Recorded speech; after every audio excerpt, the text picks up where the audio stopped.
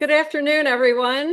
I am Dr. Kristen Stahauer, Academic Vice President and Provost here at Northwood University, and we are thrilled to welcome you to our faculty, staff, and DBA student research and scholarly activity symposium today. Believe it or not, this is our 4th annual symposium. And this is something that came out of our strategic plan, the 2021 to 2026 strategic plan, to enhance the scholarly environment here at Northwood University. And this is one of the key ways in which we do so. So thanks for joining us here in the Griswold Lecture Hall, as well as those joining us via live streaming. In fact, one of our presenters is joining us via live streaming from Texas. It's truly a celebration and something from which we all can draw inspiration. And really, it's something that allows us to savor this wonderful academic environment that we have here at Northwood University. And before we get going, I would like to thank Carrie Taylor for all of her work in coordinating, corralling, and organizing this wonderful event. Well, we have quite a lineup for you this evening. So this afternoon, we will get rolling right away, and it's an honor to introduce our first speaker, Pamela Anderson. She's a student in our DBA program, and she will join us virtually, as I mentioned before, from Texas. We have QR codes for her questions. We're going to be taking them even from those in the room just for ease of taking those questions. So if you have a question or a comment for Pamela, please use the QR code. Pamela's study examines the effectiveness of a women's empowerment cohort in reducing turnover and improving retention among female employees at a large U.S. manufacturing company. While women make up 47% of the overall workforce, they represent only 29% in manufacturing and fewer than 25% in the company of focus. Additionally, that company faces higher than average female turnover rates, further compounding the issue. Pamela's research evaluates whether the Empowerment Initiative can help close this gender gap and support efforts to recruit and retain women in manufacturing, aligning with broader industry goals for the future workforce. So please join me in welcoming Pamela Anderson.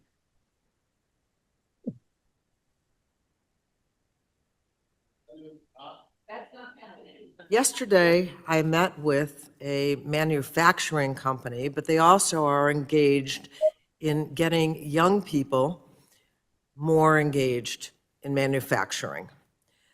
So I asked them, so how many of those students that are signing up and want to do this, how many are women? And they said, well, I know there's at least 13% or something. It was a low number. And you had mentioned trying to engage more women in manufacturing. I'm just wondering if just the name manufacturing sounds like a guy.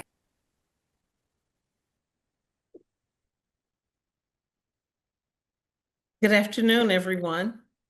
I wish that the solution was as simple as it was put there, but we will dive into it a little further and discuss some of the opportunities we have in manufacturing. I wanted to start out by thanking Dr. Stahauer for this opportunity to participate in this platform today. Carrie also was awesome in helping me with this presentation preparation. Also, Dr. Lyman, I'd like to acknowledge him. He's my chair for my research, as well as Dr. Tara Peters and Dr. Izzat are part of my team. So let's look and delve into this research. So a little background about the manufacturing industry. The industry is expecting by 2035 that there will be approximately 3.8 million manufacturing jobs that will need to be filled. Unfortunately, 1.9 million of those may go unfilled if we are not very specific about trying to attract more women and other individuals into what we call the modern manufacturing career. Also, as Dr. Stahauer mentioned, there are 47% women in the U.S. workforce today, but only 29% of them are in the manufacturing industry. That is a huge work gap that is being addressed by the National Association of Manufacturing. And finally, the Bureau of Economic Analysis reported from 2023 that this industry, the manufacturing sector, contributed $2.3 trillion to our U.S. domestic product, or 10%, 10.3%, just so you understand the impact of the industry to our economy overall. Next slide, please. So let's take a look at what the 21st century manufacturing will be focusing on in terms of job positions and roles and the type of skilled talent that we will be looking for in this industry. The industry will be focusing on highly educated labor force. Some of the areas that are important will be cybersecurity, robotics, artificial intelligence, the industrial Internet of Things. Designing and marketing will still be important, sales and finance. And most importantly, the National Association of Manufacturers are working to increase their representation from 29% that we shared in the other slide to 35% by 2030. Next slide, please. So what will my study do? So this study focuses on a single U.S. manufacturing company that has over 10,000 employees. The company identified the same issues that the industry overall is having. They are having those issues as well.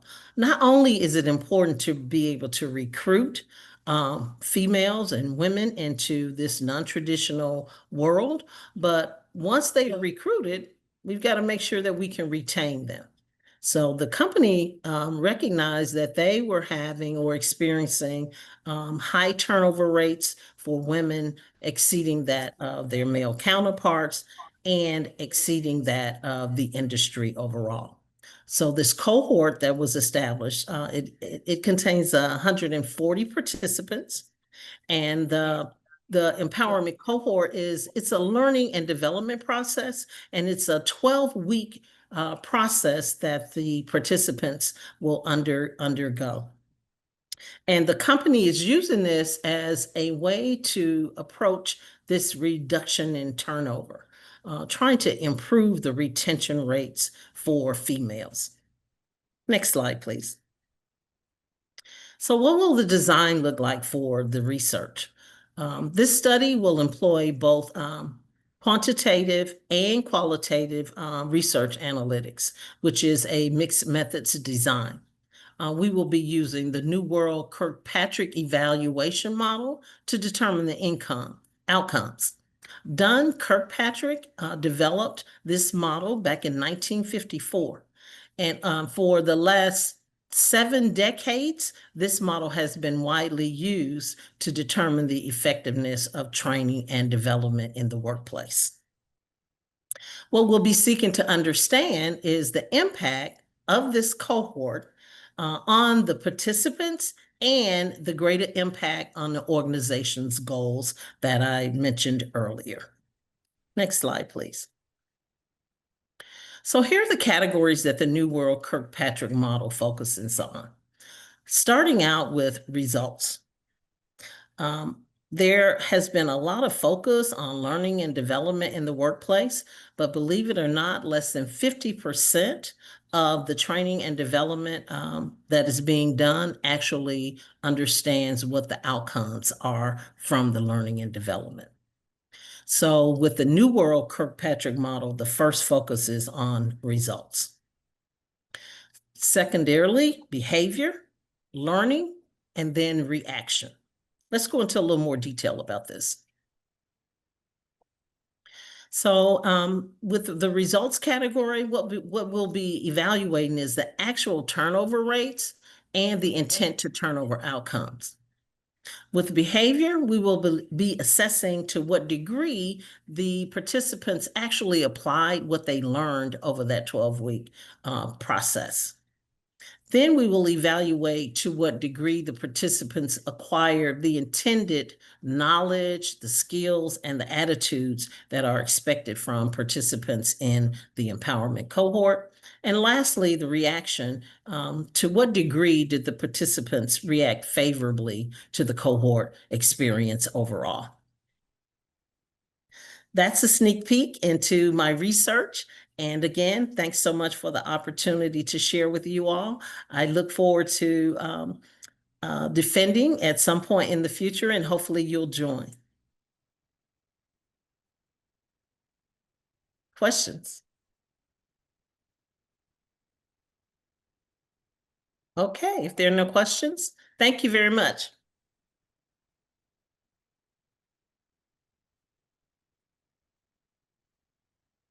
Thank you, Pamela. That was really impressive, and we are so pleased to see your research in progress, but can't wait to hear about the results. As a big fan of the Kirkpatrick model, and I know that Dr. Lyman has been a big help to you in applying that model to this very important issue.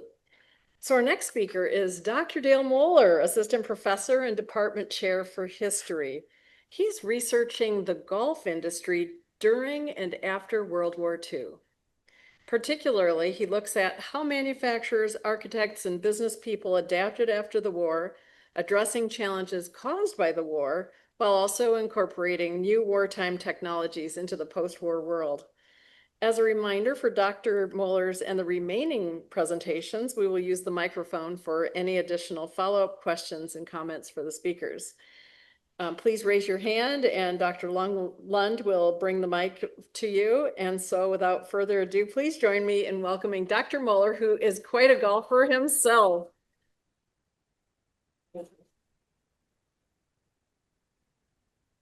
Thank you, Dr. Stehauer, and thanks to everyone for coming and for having me. I appreciate it. So golf and World War II seems like a weird combination, right? I feel like most of the time, if you went to study the war, you'd study the military, or you'd study the president, or you'd maybe look up some census data or something. But that stuff's all boring. And so I decided to study golf and to see what golf could tell us about World War II. In some ways, it can seem frivolous, but one of the things I'd like to accomplish in this presentation is to convince you all that it kind of doesn't matter what you look at. You can see the war playing out in any field, and hopefully you can get some sense of what it was like to live during and after World War II through the golf industry. That's not working. Next slide, please. Thank you. Like so many other industries, golf was seriously affected by the outbreak of World War II in a couple of different ways. Number one, there was the loss of manpower and players. Millions and millions of people went off to the war, and they tended to be young, able-bodied people who would have been the bulk of players. They also would have been the bulk of laborers on golf courses. So you can imagine the people shortage that happens as a result of golf. There's also a material shortage. Rationing influenced the manufacture of all kinds of equipment, including balls, clubs, carts, bags, and anything else you can imagine. That also affected the maintenance of golf courses. You couldn't get tires for your mower, you couldn't get blades for your mower, and thus courses were in a real tough place when the war broke out. In Europe, it was even worse. I mean, golf courses got transformed into airfields, into training grounds. If you were close enough to the battlefront, you might have to put up some like tank traps on your golf course. That does not bode well for the players out there. So you can imagine, like a lot of industries, golf suffered a lot during the war. And there were several people who wondered what the future of golf would look like during the darkest days of World War II. I'm most interested in the transition out of the war. There's actually quite a bit of historical research that's been done about wartime golf itself.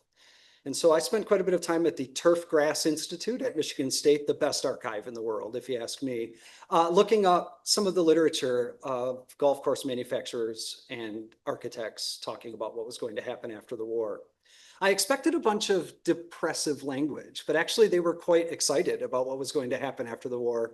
And I want to touch on some of the things that made them most excited.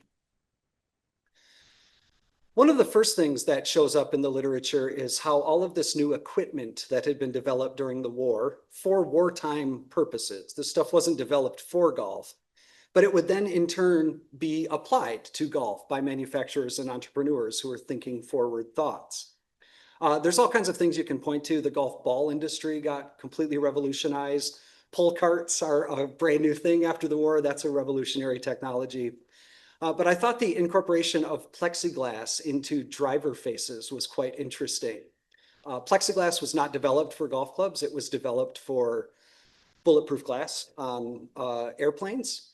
But nevertheless, you know, golf club manufacturers saw an opportunity after the war and started incorporating it into their clubs. This was especially important since wood was still being rationed after the war. And so you couldn't get new persimmon wood for your clubs. Manufacturers who were, again, forward thinking enough incorporated this new technology that would be applied to the wood. I thought it was interesting that they describe it as both, quote, beautiful and, quote, crisp. They like the sound of the ball coming off of this plexiglass. That's interesting. Again, try to keep a bigger picture than just golf. Yes, that's the Birkwood, and they incorporated plexiglass, but think about how often plexiglass would be incorporated across society. This is just one tiny little slice of that. Another example of wartime technology that was incorporated into golf courses was all of the new equipment, largely power equipment, that had never been used prior to World War II. Prior to the war, golf courses were built by hand with mule and scraper teams, quite literally an old guy with a team of mules and some, you know, chunky equipment that they would use to scrape the land. This is one of the reasons why golf aficionados love pre-World War II golf courses, because they are kind of handmade. After the war, that's not how golf courses are made. That's not how things were built during the war. During the war, things were built by Seabees with bulldozers and chainsaws, and that's exactly what would be applied after the war to golf courses. This is a nice picture out of Golfdom magazine here, showing a demonstration of a power chainsaw. Chainsaw manufacturers would go around to different country clubs and show how efficient this new technology would make your course. Greenskeepers were a little offended by all of this power equipment. They talk about how, you know, we're losing touch with the handmade golf that used to be here. But I think we can all kind of look around at the thousands of golf courses around the United States that were built after World War II and realize that those would not have been built by hand. You needed power equipment to actually spread this sport around. There was new science that was developed during the war. All participants in the war, but especially the Allies, worked really hard on turf management during the war, which seems like a weird thing to work on during a war. But if you consider how many airfields were needed during World War II, you can imagine that you would need a way to build and maintain a fairly level grass surface that wouldn't die off and wouldn't become too bumpy. And so turf management science became a really powerful tool in the hands of the Allies during the war. After the war, of course, turf management would continue to be really popular. Penn State, Rutgers, and a couple of other East Coast schools opened turf management programs in the years after the war. This was good for the turf, obviously, but it was also good for the millions of people coming home that needed an education and a career to go forward. I like this little brochure right here because it's a reminder that, again, this isn't just about golf. Scott's Miracle-Gro talks about how you can use a degree in turf management to be an expert on a golf course, but you can also use it to be an expert in an airfield. You can work for a parks department. All of the green spaces that kind of take shape after World War II were influenced by this new science. Speaking of science, I'm going to skip one slide. Speaking of science, if you really want to see some greenskeepers and golf course managers get all excited, introduce them to the first commercially available herbicide that they can apply to their courses. I read hundreds of articles about this particular herbicide, 2,4-D. I'm not going to try to pronounce the long chemical name for it. Like a lot of other chemicals that were developed as part of the war effort, 2,4-D came back from the war, was commercialized into an easily applicable product, and was spread over all kinds of places in the years following the war. Now, we could stop for a second and think about some of the drawbacks of mass application of herbicides without lots and lots of testing. We have some reservations about that looking back on it. But for me, this is a sign of, again, this incorporation of new ideas and new technologies being applied in lots and lots of different ways. It's funny, when you read the coverage of this, they are really excited about how green the grass is. They are really excited about the fact that this is killing off the unwanted weeds. But the thing they're most worried about is the fact that during the war, when course conditions were so bad, people had become kind of lazy about following the rules. They were teeing it up in the fairway. They were fluffing their ball up in the bunker. And golf course managers would say, now that we have our course looking great, you can't cheat anymore. You got to go back to playing the rules. In the 2 minutes I have left, I want to maybe take a larger view of this. All of these new technologies are interesting. It's awesome to apply new chemicals. It's awesome to have a power chainsaw. That's great. But I think one of the things you can see after the war is that people also changed philosophically because of World War II. They have a different understanding of themselves and the world around them coming out of the war. And I think you can see this through golf as well. One of the big conversations among golf course owners after the war is how to make golf a part of the memory of World War II. People had a lot of experience with memorializing war at this time. They weren't that far removed from World War I and all of the statues and obelisks and monuments that went up. But a lot of the conversation after World War II was about how those things were sad, and they were a memory of something bad that happened. And a lot of people wanted a more hopeful way to remember World War II, a quote, living memorial, as it's sometimes called. You guys have probably all driven down a memorial drive or been to a veterans memorial park. I bet that was made in the late 40s because that's when this was happening.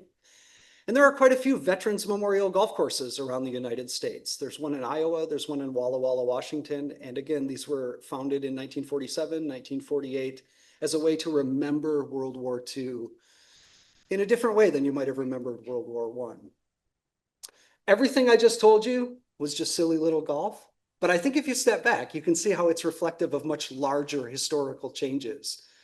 And that's the kind of project I'm working on right now. I appreciate your time tonight. Thanks so much.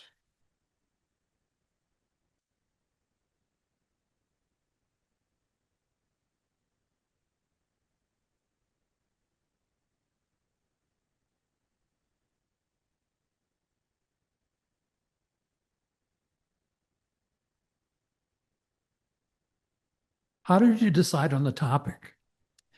There's a couple of things that go into it. Number one, I love history and I love golf. So this is a really nice combination of the two.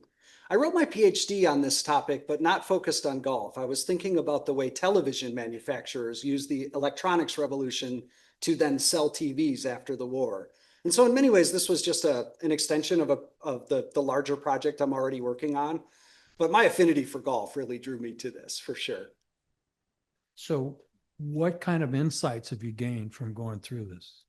I think the big thing is that entrepreneurs have to think creatively, especially when confronted with giant world events, right? It can be very easy to say, wow, this ruined my business and I'm going to have to find something else to do.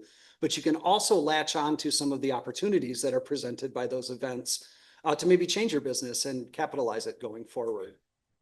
Good questions. I feel like golf is a really innovative sport still today, like new drivers, new everything. Do you think that concept in golf is originated here with, do you think that that's basically what created that constant innovation in this space? I do think that's a part of it. Prior to World War II, golf was largely an old school sport. It was something that was tied to tradition. And I mean, it still is in many ways, but you're right. It's got a much more innovative side to it. I'm not sure you would have found that prior to World War II. World War II really is the start of that kind of, let's push the boundaries further and further and further. Great question.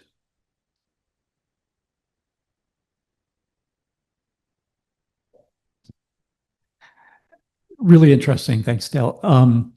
So many parts of society benefited from all the technology that was developed through any war. And as we're going through all these ongoing regional conflicts, wars or whatever you want to call them, in terms of all the new technology that's being developed for current conflicts. As a golfer, what if you push yourself out there? What are some of the technologies you see that can maybe, going back to what Dirk was saying, keep that innovation going? Yeah, I think one of the things might not even be golf equipment itself, but it's just our awareness of the worldwide sport of golf. I think 30 years ago, golf was a largely local occupation. It was something you played 50 miles from your house and that was it. I spend a lot of my time dreaming about golf on the other side of the world because I have access to the internet and people who are taking pictures of themselves golfing in Thailand or something. And that's awesome, right? And so I do think a lot of golfers have a much more global perspective on the game than they might have. And that seems pretty recent. That's like a spin-off of the modern age. Good question.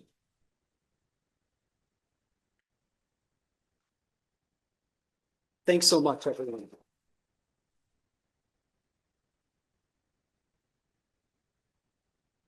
Wow, thank you for that fascinating presentation, Dr. Mueller. And next, we will hear from Dr. Nicholas Williams, Assistant Professor for the Sport Management Program. Dr. Williams' study explores how leader-member exchange relationships relate to perceptions of transformational leadership among NCAA Division I athletic directors, and how these perceptions have an impact on organizational commitment among senior level athletic administrators. Please join me in welcoming Dr. Williams.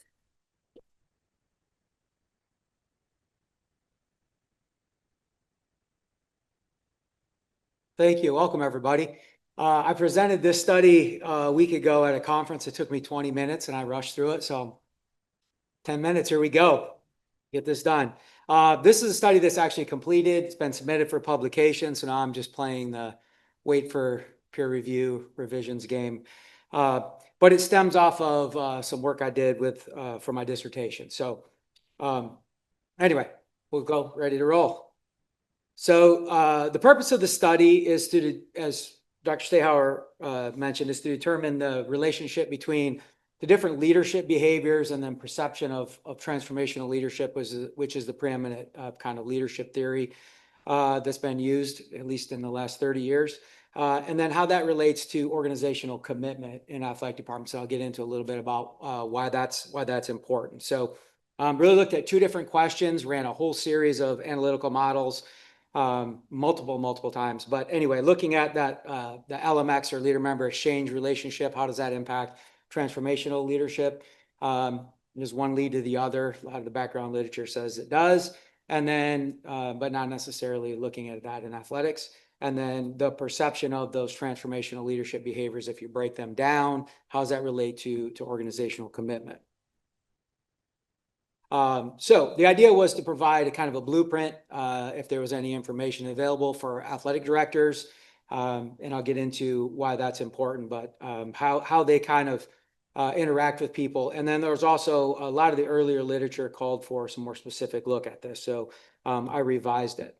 The basic framework is these different transformational leadership behaviors are all subsets of the behavior. And then the leader member exchange theory, how they all impacted eventually affective commitment, the emotional attachment to the organization, and then normative commitment, the obligation to feel like you're a part of something and remain in the organizational system. So why is this important? Well, a substantial amount of research in this area was done in the early 2000s till about 2017 across all different domains. Not a lot, though, in intercollegiate athletics. Most of the information in intercollegiate athletics kind of revolves around coaches, or it was specific about certain leadership-specific behaviors, but not necessarily expanded into other organizational performance outcomes and things like that. And then this little thing called COVID came along and messed up the way all organizations operate. And interestingly enough, during that time, what sport did was expanded revenues, expanded expenses, and reduced number of employees. So essentially generating more revenue, spending more, less employees to do the work. And then we see turnover, burnout, all kinds of issues that happen, which we know on the business side, we all know are not good. And some research after that time period by Andrew et al. Found that 48% turnover rate in Division I athletics. Interesting, though, that other studies show that organizational outcomes are predicted by culture and different types of normative organizational stability. As much as 70% of that predicts organizational success, but yet we're not doing that and turning over 48% of the staff. And then other research indicated the primary reasons that people leave their jobs is due to stress, lack of commitment from the organization, dissatisfaction with leadership. So all of that kind of framed in how this was moving forward. Some specific studies that framed in my study, you can see they range from early 2000s all the way up to 2017. That was kind of the bulk of this literature. And basically looking at a couple of key things that intercollegiate athletics employees gauge the commitment to the athletic department based on the perception of athletic director leadership. And that the study by Kim and Nickpour found a significant relationship between transformational leadership and commitment in athletic departments and commitment to the athletic director, right? So there's a very personal thing going on there. So what I looked at, did a non-experimental study, took a bunch of existing scales that come from these, the seminal works from these theories, put them all together, and I studied the second group of 5 plus Big East conferences. So the ones that are listed there, and it all senior leader members in the organization. So the N was 974, did it through survey research. Response rate was 26%. I got 268 surveys back. So 26% is pretty high in the sports side of things. And 234 of those were good usable data. So I was able to run some pretty good regressive analysis on that using a variety of variables. This is the results. So after conducting factor analysis, what I did was I combined some of the variables into this charisma factor. It was noted, it's noted in the literature and suggested by Bass, who's the person who developed the theory. And I did it because it produced the highest tolerance and most consistent VIF inflation factor numbers. So I studied the different factors and transformational leadership as a combined variable against a variety of things. So you can see that everything had some strong correlations. Everything was significant at the 0.001. And then a handful of things through the regressive analysis showed some pretty strong predictive value in terms of their relationship to the different organizational commitment variables. So we'll get into that.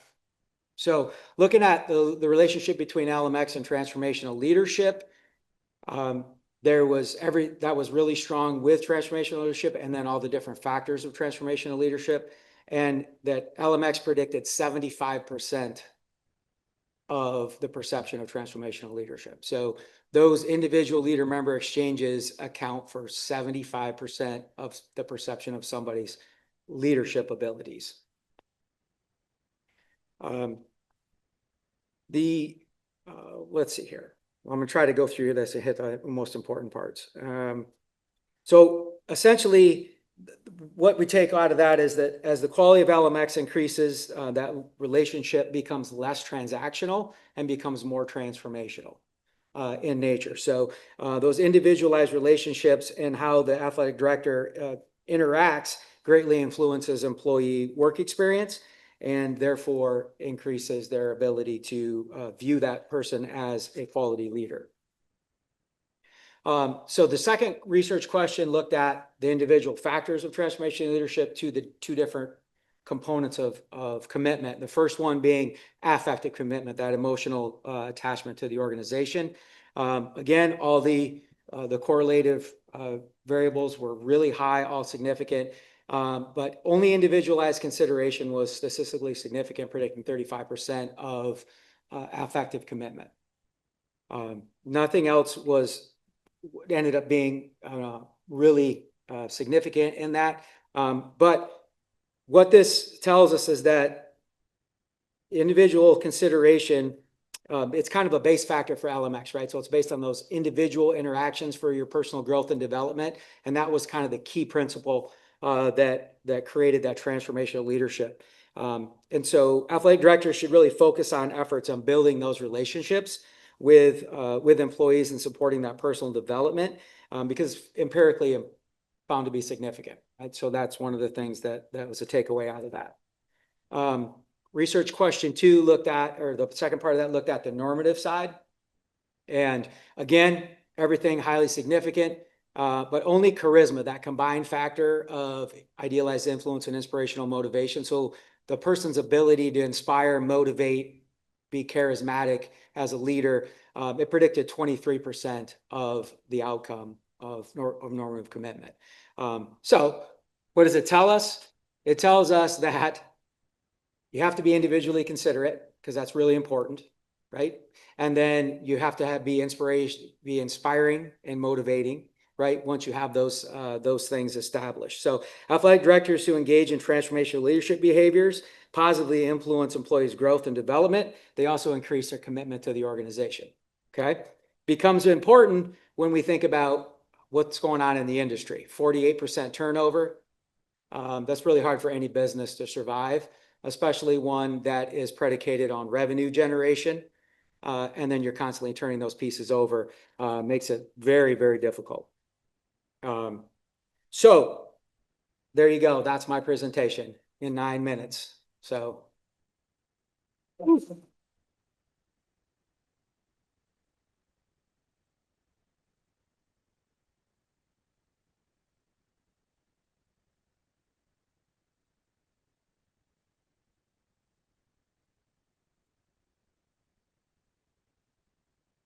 How did you measure transformational leadership? So Bernard Bass is the inventor, if you will, of the theory.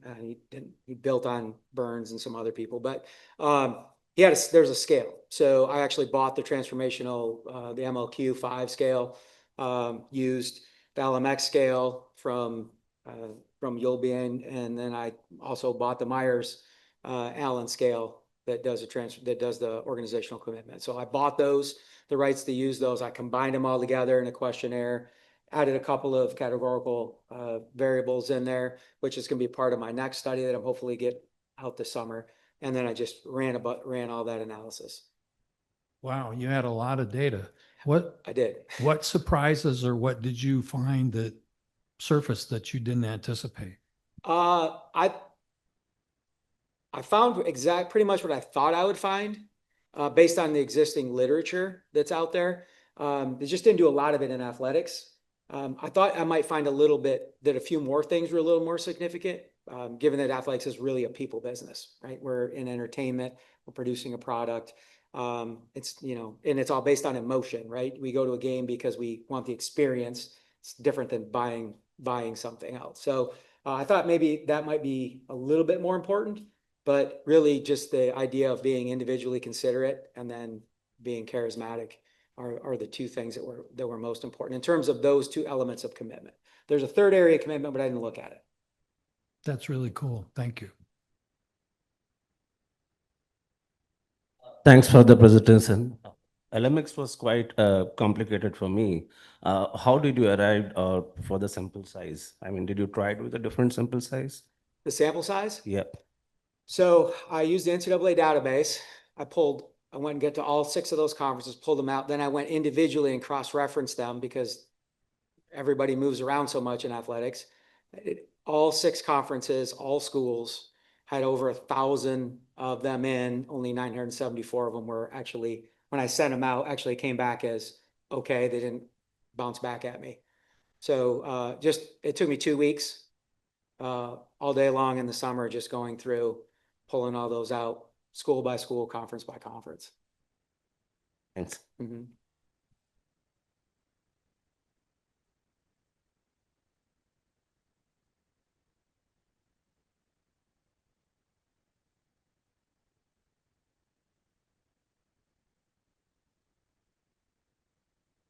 Yes, hi. Hi. I have 2 questions. Sure. The first is, how do you make sure that no other researcher has worked on the same topic?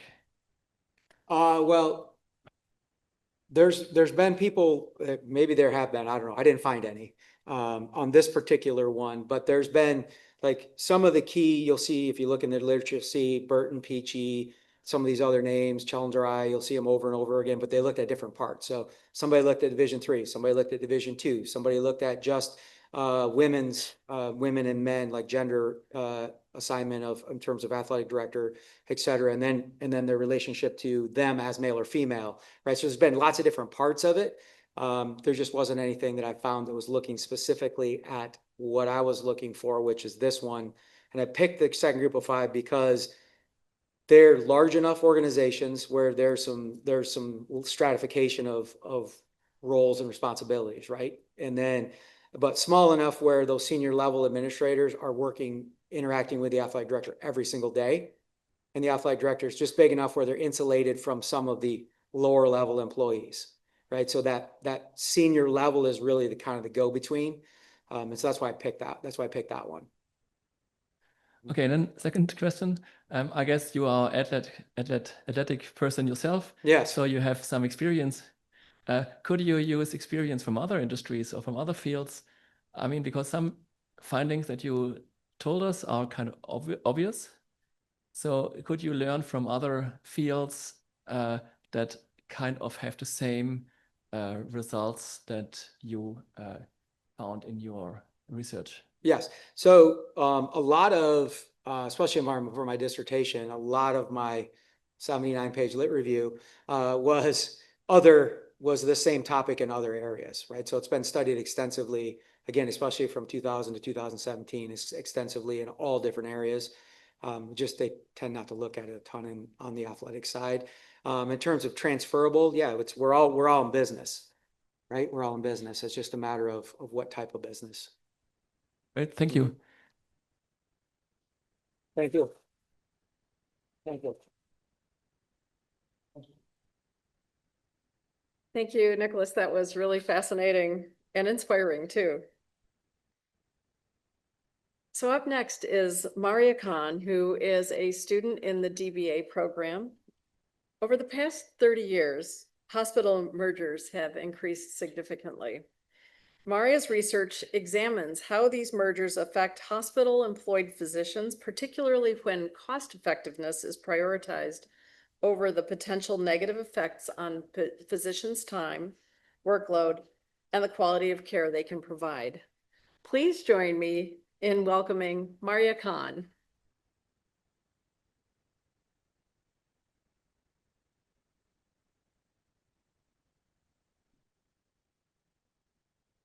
Thank you, Dr. Stehauer. Being back in this room brings back a lot of memories. We spent time here during simulation in our MBA, during seminar, the 3-day weekend in our BBA. So I've been a Northwood student for a very long time. Still no end in sight. So this is my research question, pretty much. Just studying the negative effects on hospital-employed physicians from hospital mergers and acquisitions, which are on the rise right now. So let's just go into the first slide. Before we start off on my actual topic, I do want to address a few general things regarding DBA programs. Some of you may want to start off on your DBA programs after this. Again, and we have one cohort member here who is just going through the same stuff as I am, and several others as well. The most important thing that I have learned from my experience and my friends' experiences is that we need to start off on the dissertation process very early on in the program. So while doing the coursework, just dive a little bit into it and just test waters in different theories, just figure out where your comfort zone is and just go into it. Staying focused and relevant. So when I applied for the DBA program, my research topic was the effects on small businesses from the pandemic, because we were deep into the pandemic at that point. That changed in about the last semester of my coursework, because I was sent on a quest to do an interview with a hospital employee. And that just completely changed my perspective on what I needed to do at that point. And that's another point in this slide, that don't be afraid to make changes. I was just a few months short of completing my coursework, and I changed my topic completely. And the good thing is that you have all of the support here. You just need to garner it. We don't look for external support sometimes. We feel very lonesome in this process. We shouldn't. We should just go ahead and make changes and do what we really believe in. Right now, what's really working for me is getting a study buddy. So now I have a room at the DeVos building and a friend that we meet every week, several times a week, and we just get some stuff done. So that keeps us motivated and happy. Life happens for everyone, including two of my chairs. So I lost two chairs in the process of this dissertation so far. And my third one, I should note, is Dr. Thomas over here. And we have established that if he ends up leaving me as a chair, the problem is me. It's nobody else. So hopefully I'll just get this done and we can get through this process. Nobody else is going to do it for us. We need to just get it done. Okay, that takes care of the general housekeeping. So background on hospital mergers and acquisition. What is a merger? We're all business students here. We're all business faculty here.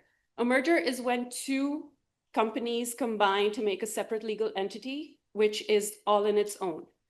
An acquisition is when a business acquires another company, it purchases a company and absorbs it into itself.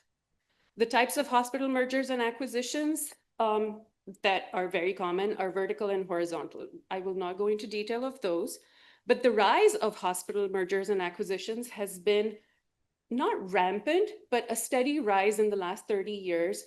And I have some numbers on this as well. So in 2024, the hospital mergers in the US that were announced were 72, which was up from 65 in 23, which was again up from 53 in 2022. So there's a steady rise in this trend. So we have talked about all of this. The goals. What are the goals? So a hospital system, though they may say they are not-for-profit, but every business runs on profitability. So their goal is to increase profitability, fight rising costs of every single thing that is included in healthcare and otherwise. Bundled payments, which come from the government, they make it very difficult for all of the costs to be kept under control. So that is another issue. Reduced reimbursements from different insurance companies, from Medicare, Medicaid, that is also part of it. And the main goal is to provide specialty care. Hospitals are there to take care of you. So they would like to garner all kinds of different talent and skills from all over or close to their geographical region and just provide it for their patients. So there are some organizational limitations. The first one, when a place is acquired by a bigger hospital system, it loses its independence as a cultural organization. So whatever culture they had going on, they lose that. They have to adopt what is there in the bigger parent company. So another thing is clear communication and onboarding of physicians. A hospital can write all of the beautiful papers and just make it seem like the best idea to acquire all different tertiary hospitals all around its geographical area. But you have to have clear communication with your physicians to let them know that this is the best decision that there is going to be. And get onboarding from them. It is them who are going to provide all of the services for you. So that you need to have buy-in from your physicians in order to merge successfully. Let's see. Employee retention. So I saw this study which said that 1 out of every 3 employees, healthcare employees, not including doctors, they change jobs in the first 2 years of being employed by a hospital. That is a very high number. And 48% of healthcare workers trust leadership as opposed to 55% in other industries. So that was just a comparison. So the hospital mergers that are coming about, where the leadership is making all of these decisions and not including the physician's input in their decision-making process, that, along with all of the other healthcare workers, it just brings your buy-in so much less than what it is for other industries. Next slide. Mind the gap. So what do we do as doctoral students? We find the gap that exists in the literature and go ahead and look for the knowledge and do your research, take your findings and provide the result and add to the knowledge that is out there in the world. So what am I doing? So my research is looking into the negative impact on physicians, hospital-employed physicians due to the mergers and acquisitions, which we have just talked about, and how their productivity is impacted, the workload increases, and the loss of independence and flexibility. So if I go into a job and I know this is what I'm going to do, but in the background, my company decides to make all of these different changes, I didn't go into that job for that, but I was not brought into the decision-making process for this. So this is why I'm studying this. Why is it important? All hospitals need physicians to be on their very best when providing healthcare for their patients. You need to have optimal healthcare from the physicians for their patients. If the physician is dissatisfied, it is going to trickle down into less than perfect outcomes for the patient. So this is why it's extremely important. Who is going to benefit? All of us. All of us have been part of the healthcare system. Either we have used hospitals, doctors, healthcare facilities, or our loved ones have, or family member, neighbor, friend, you know, the list is endless.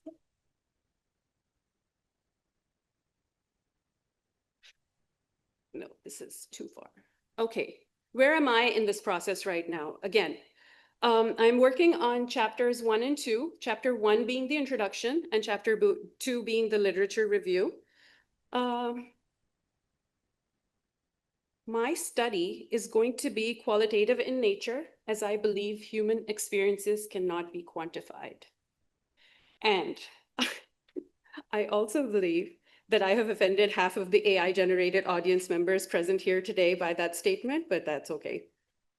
I am having serious imposter syndrome right now in the last few weeks as I delve deeper and deeper into the research, because the more I know, the less I think I know. There's so much knowledge out there, you know, how can I just garner everything and put it out there in the best possible way? Which this quote was everything to me. I know that I know nothing, which is by Socrates, a very ancient, learned person on whom all of our Western thinking is based. But in our last minute, do we have a minute?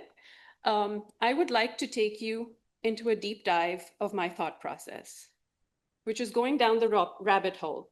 Socrates said, I know that I know nothing. And this is what got me thinking. I'm like, okay, how am I supposed to quote this guy? There's no last name. Then I looked, and ancient Greeks did not give last names to their people. It was just one person. Then I thought, okay, how many people are there in the world named Maria? 61.1 million. It comes from several different backgrounds, and it's the second most popular name in the world. And then I was thinking, okay, back to Socrates. He lived from 470 to 399 BC. He was 71 years old. I had no idea people lived that long back then. Then, what was his age at the time that he said this? I feel I'm pretty advanced in my age to be going for a DBA right now, so I want to know when exactly he became so learned. Did he know he was smart? Was he having imposter syndrome? I don't know. No actual publication date. We have lots of published works from him, but he didn't publish anything. This quote actually came from Plato, whose actual name is Aristocles. Plato was a nickname which was given to him. And this is all lots and lots of research that I was going through very rapidly. So Plato's actually means broad in Greek. So and there was this thing which I read where he was probably named by his wrestling coach because he was so broad in his stature, or it was the breadth of his style. I didn't know fashion was such a huge thing back in ancient Greece, but apparently it might have been. Or was it the breadth of his knowledge? How did he come to this nickname? And this is, again, just going down my thought process.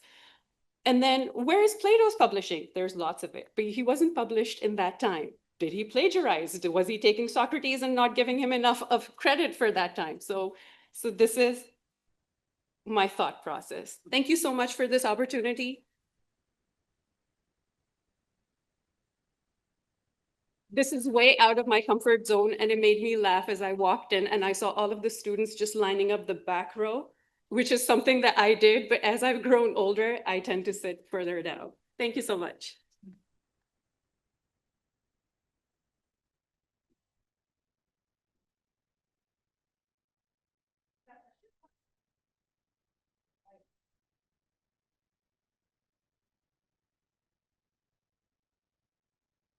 Thank you so much uh, for giving me to ask a question. But like, it might be bit crazy to hear this kind of question from the like from me. But like, I'm bit wonder like, what could be the limitation when you are like using your uh, qualitative, not qualitative, qualitative methodology in studying your subject, because like I feel like you can go for the mixed method instead of qualitative.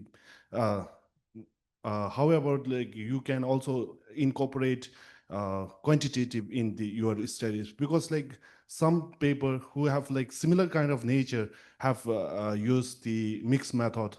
Why not you are using that one? But like I believe that you said human, like whatever, like human behavior can't be like quantified. But like is any kind of is any kind of like theories which back up that like you are going, you should go with your methodology. So thank you. No question is a crazy question. Every question is valid. So chapter 3 is methodology. I'm not there yet, but I am a qualitative person. I do better with human connections. And so that is what I feel I'm more qualified to do for my study. No dissertation is going to be perfect in its end. There's always going to be more things that you can study. Every dissertation comes with a section on limitations and what limitations you had. Quantitative is just not my forte. I can do it. I did it. I cried through all of the analytics class in DBA, but I did it. I learned how to do it, but I don't feel the need for myself to do it. So does that answer your question? Thank you. So very quickly, some of you may have received an email from me. So the DBA residency, which is coming up the 7th through the 10th of May, also has a poster session where you can provide your research or come see some of the cool research. I know, Maria, I'm not sure that you're going to have a poster, but you are going to be there off and on. So you can also talk to her, some of the other DBA students if you'd like. But it's a really great opportunity. I'm just looking at you, just saying, to get some research ideas out there. You could just pick a slide and put it out there. So that would work easily for you. But please, everybody be aware that some very smart people like this are going to be talking about their research here in just a couple of weeks. And I'm not going anywhere. You're fine. Thank you. Is the mic going elsewhere? Or does?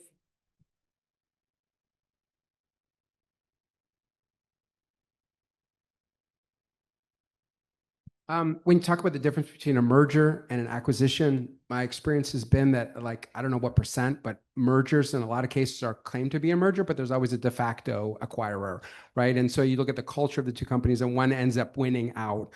Have you thought about the impact of that in your differential between the merger and the acquisition in terms of the impact on the doctors? Or are you thinking? So right now, they are very interchangeable in their nature. This is just, because it is a symposium for business students, I was just running through some of the definitions, but it can go either way. There can be a huge hospital system, which is acquiring all of these suburban and rural hospitals and still letting them be what they are instead of just imposing all of their organizational culture on them. So it is a mix. It is not 100% black or white, but this, for the point of getting the point across, this was my presentation. But yes, it can go either way. Yeah.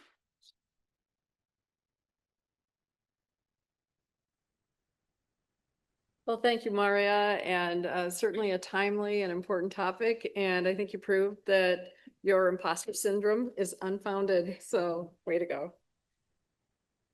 Our final presenter is Dr. Gabriel Benzekri, and he's Assistant Professor of Economics and the incoming David E. Fry Professor of Free Market Economics, starting in the fall of 2025. That announcement came out just on Friday, so congratulations to you on that.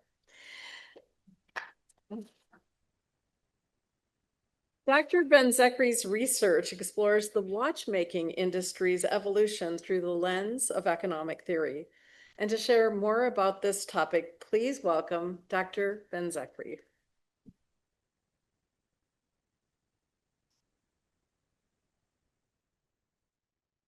Hello, everyone. So this is early research that I'm working with my friend, Sean Alvarez at Jacksonville State University. So we have a little bit of a watch problem. So about 5 years ago, Sean and I started collecting watches, and we could not stop to the point that our family started getting worried about us. So we decided that the way out was to research about it because we can call it work. And turns out that in that process, we found out some very important things, especially on the way that we look at the entrepreneur and how economic theory and the business literature should approach entrepreneurship. So let me give you a quick lesson about watches. So today we have two major types of watches, not only those two, but two major mechanisms of watch. So what moves the watch? It can be a battery or it can be mechanical system inside the watch that it can wind and basically tells you the time. Before 1969, there was only one type of watch. That was the mechanical watch, the good old winding your watch. However, throughout the 1970s, technological revolution happens and watches start using batteries, and that reshapes everything. Why was it so revolutionary? Well, the reason that the quartz watch, the battery watch, was so revolutionary is because it was a better watch. A battery watch that you buy for $19 at Walmart will tell you time better than a Rolex Submariner. Yes, a $19 watch will tell you better time in a better way, more efficiently than a $30,000 watch. So what was the result of that? What was the result of that revolution? Well, from 1974, the Swiss export industry exported about 84 million watches in the movements, like the engine of the watch. And by the 1980s, middle 1980s, it fell to 45 million. So it was a shock on the industry. Employment in the Swiss watch industry fell. It was a catastrophe. Everyone was worried about. Let me show you a graph because that makes it a little easier to visualize. In 1969, Seiko develops one of the first battery watches, quartz watches. And it takes a few years for them to bring the price down because in this 1969, well, technology was not there yet. It was very expensive to produce the battery watch. But then in about 5 years, they pick it up and they drop their costs. And that was enough. Like everyone was buying the new battery quartz watch. It was revolutionary. It was new. It was technological. And consumers bought into the idea. The result of that was the Swiss industry basically collapsing. So here I have a picture of the two movements. On the right, you're going to see a quartz watch. So you can see there's a little battery there that you can buy in a Walgreens or any store. And on the left, you can see the 3135 caliber from Rolex. That's a very expensive movement. There's no battery. It's all mechanical. It's beautiful, but it's not as efficient as the one in the right. So we have a term in economics, in economic theory, that explains how entrepreneurship happens. And Joseph Schumpeter developed the concept of creative destruction. That is, you have a new technology that comes in. If it is a good technology, if it is efficient, it's going to basically destroy the industry that was there before. Yes, they're going to create some short-term pains. People are going to lose their jobs. But this new industry is going to make things more efficient. It's going to create new jobs, and it's going to revolutionize the entire market. Schumpeter saw creative destruction as the engine of economic change. It's creation. It's solving problems. It's making things better. So let me give you a few examples of creative destruction. So the automobile replacing the horse carriage. That's an example of creative destruction. We don't see horse carriage driving around anymore. some places, but not really. Digital cameras replacing the film photography. Well, now film is type of a cool thing to do. Like young people have those blue ones, they're film, but they're not, you know what I'm talking about, right? It's cool, but it's not widespread. And today the phones are even replacing the digital camera. So we're under another revolution now in terms of the photography. This is a sad one for me. Blockbuster is super amazing. And it got to my city, I think, a year before it bankrupt. But yeah, it was replaced by the streaming services. So Netflix, Amazon Prime, makes more convenient, right, to rent movies. However, with the watch industry, it was a little different. We had that creative destruction. We had the change. Quartz watches were everywhere. Everyone's buying. It's amazing. But then, out of nowhere, mechanical watches come back. And by the early 2000s, they surpassed, again, the quartz watches in terms of demand. We had a higher demand for mechanical watches than quartz watches. So what happened? Do we have an economic theory out there that is capable of explaining how that backwards movement happened back to the old technology? So some people already studied that through the business perspective. And we have this reemergency model that was described by Raffaelli. And basically, he describes in 3 different time periods. The first one, T0, you have the technological discontinuity. That's the period where the quartz watch comes in and makes the change. Then we have the technological retrenchment. That is, this new technology is there to stay. You have the feeling that that's what's gonna be the future. And the old technology starts to go into a specific type of consumer, like people who are enthusiasts or collectors, things like that. Then we're going to have a technological redefinition that is the old technology is redefined. We start approaching that technology in a different way. Maybe there is an artistic component to the old mechanical movement. And there is more than just telling you time, maybe. And then in the early 2000s, we get the market redefinition. That is reinventing the market itself. Like, what is a watch about? The big idea of the watch. Turns out we do have some theories of entrepreneurship that can explain this reemergence model. That's Kerzner, Israel Kerzner's theory of entrepreneurship. Kerzner, instead of approaching an entrepreneur as this creative genius that is basically creating new products that are going to destroy old products, he approaches entrepreneur in a broader sense. Entrepreneur is a person that is searching for profit opportunity.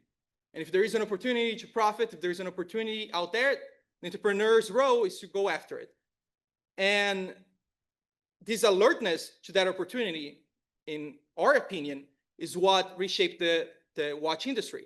It's because some people in the watch industry, Nicholas Hayek, for example, was aware that there was other technological changes to come, that the demand to quartz watches will not stay the same forever, and that there was some other value to the watch itself, to the mechanical watches, that consumers would see if we advertise in a different way.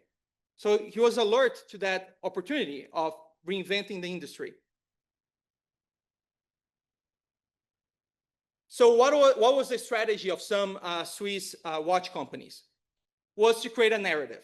So I'm going to give you a few luxury brands here: Rolex, Patek Philippe, Blancpain. Blancpain, by the way, never produced a quartz watch. That's one of the things they brag about. They're like, during the quartz crisis, when every Swiss company was bankrupting, we refused to produce the quartz watches. They brag about it. They almost bankrupt because of that, but they survived. And what did those companies do? What was their strategy? So create a narrative that a watch tells more than time.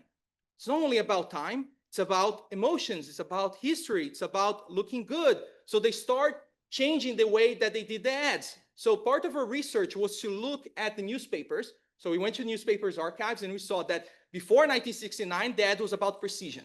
Look how our watches are precise. It tells you time very well. Then around the 2000s, well, they barely mentioned precision at all, any component of the watch. It's about the emotional aspect of that watch. So to prove that, I have, here you go. I have an ad from Rolex, and I just want you to watch and keep that in mind, that they don't really mention anything about precision or any specific quality of the watch.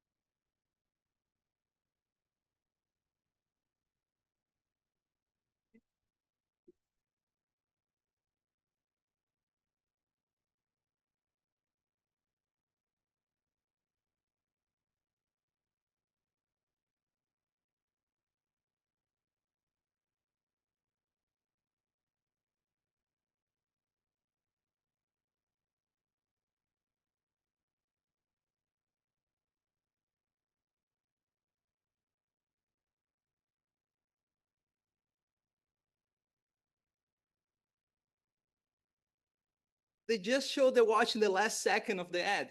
It's not what they're selling. It's not necessarily the mechanism of the watch or the luxury aspect of the watch. Is the achievement, is the emotions. Yeah, the luxury as well. Like the Rolex became a symbol of achievement for people. And they start changing their strategy of advertising to try to push for that idea. And every company, of course, they differentiate in the ads on what they're trying to show to consumers. But that's how the comeback started, was by shifting the narrative.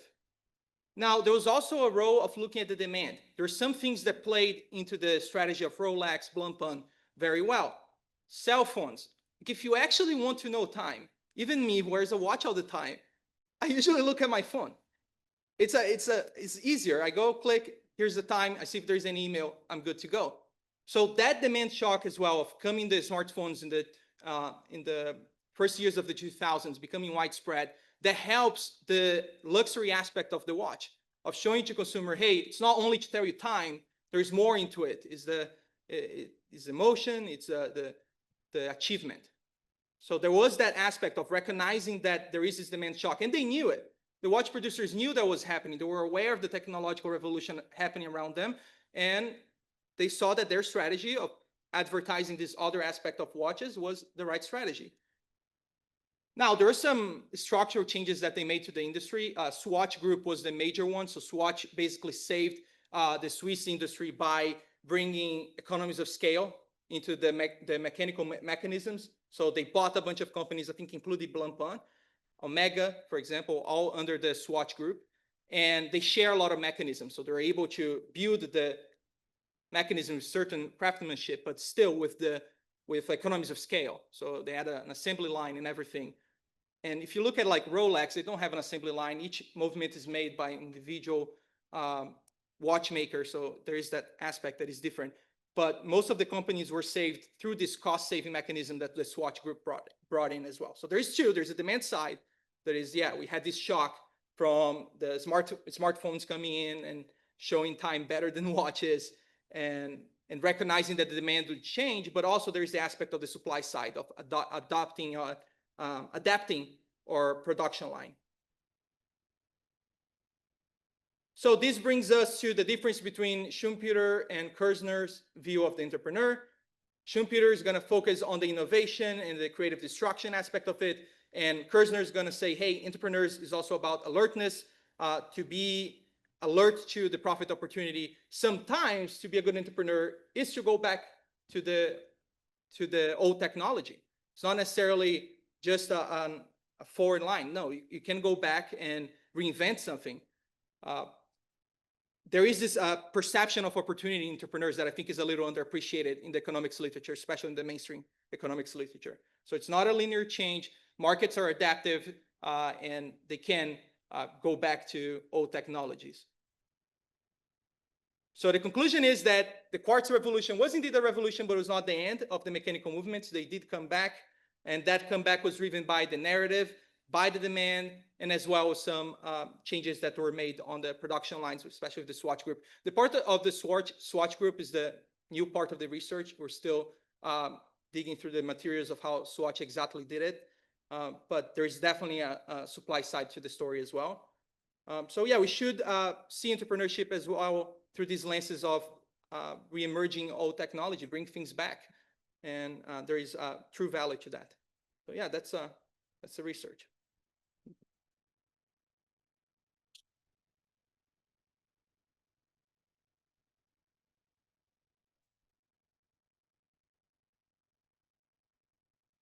How do you think smartwatches are going to play into all of this? That's a great question. They did. So I do not have the most recent data for smartwatches, but they did create a shock, and the industry was freaking out when the Apple Watch came out. But there was something that happened. Swatch came to save everyone again because they launched the Moon Swatch. So one of the famous watches by Omega is the Speedmaster, which was the watch that the astronauts used in the NASA space missions and went to the moon. It's the watch that went to the moon.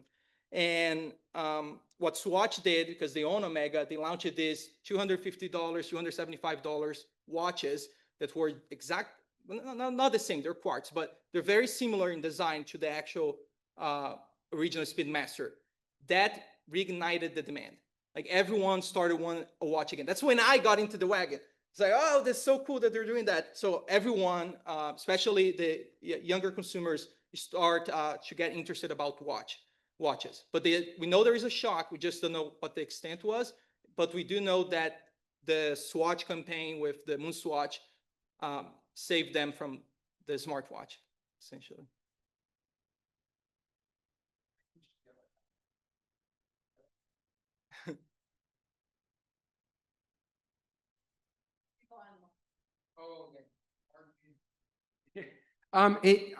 I actually got my son one of these Shinola watches for graduation, and Shinola I feel like is a really interesting example. Have you looked at Shinola? Because they have mechanical, they have winding and quartz, and they've offered all three. So what are your thoughts on Shinola and how they've entered the market? Yeah, so Shinola is technically a micro brand, and they are rising in popularity now. So micro brands, they are not mainstream watchmakers. They are usually local, and they are usually a little more expensive. They're premium products because they have that local aspect into it. Yeah, I'm a big fan. I haven't bought a watch in a little bit, and that's a win for me. The Northwood launches a Shinola special edition watch, and then yeah, it's great. It's a beautiful watch. Yeah, it's a good company. It's a great company, and micro brands are a whole world to themselves. They have their own history, and usually I think Shinola does assembly line in Detroit, which is pretty cool. Yeah, but you have like other micro brands as well all around, and I think that now it's a little more accessible, like to compete in the watch business. I think it's easier because you can buy also movements from third parties, and you can assemble the watches. So there are a lot of micro brands emerging, but Shinola is a well-established one. Yeah, I'll get mine one day.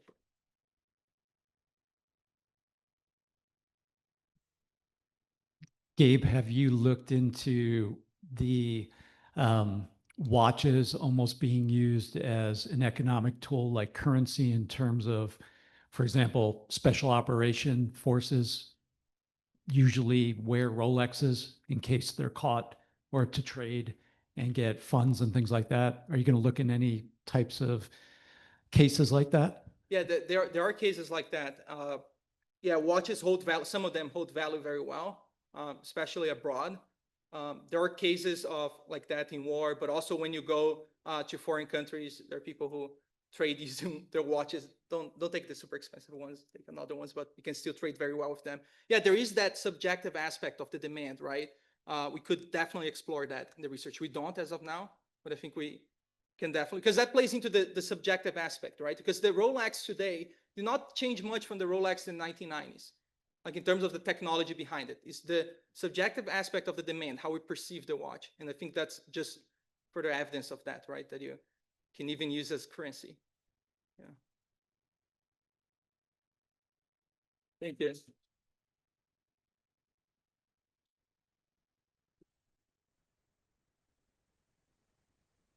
Well, certainly today's lineup, our students and our faculty members illustrate why this is one of my personal favorite events of the year. Thanks to all of our researchers who shared their research at the various stages that they might be at. It's very real world to have research in progress as well as items that are going into publication and being peer reviewed. Thank you all. Thank you, Gabriel, for that presentation, but every single presenter. Thanks for joining our online guests as well for the 4th annual Research Symposium. Research Symposium number 5 is just around the corner next year. So if you have something that you're working on, please consider presenting. And we will certainly continue to celebrate what makes Northwood University distinctive. We have a reception for those who have joined us in Griswold. We have a reception just outside, and you'll be able to talk with the researchers about their research and ask any further questions that you have. So once again, thanks for joining us, and can't wait until next year.